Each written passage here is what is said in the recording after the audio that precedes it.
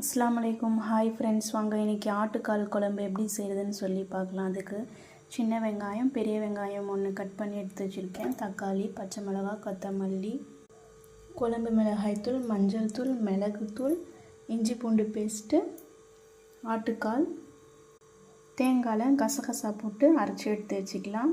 வாங்க எப்படி செய்கிறதுன்னு சொல்லி பார்க்கலாம். குக்கர் எடுத்துக்கலாம். தேவையான அளவு எண்ணெய் ஊற்றிக்கலாம்.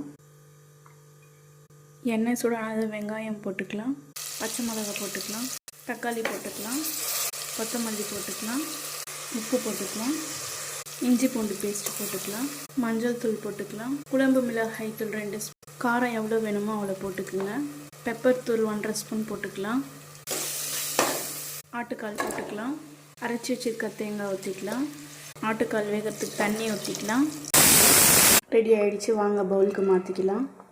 லைக் பண்ணுங்கள், மறக்காமல் சப்ஸ்கிரைப்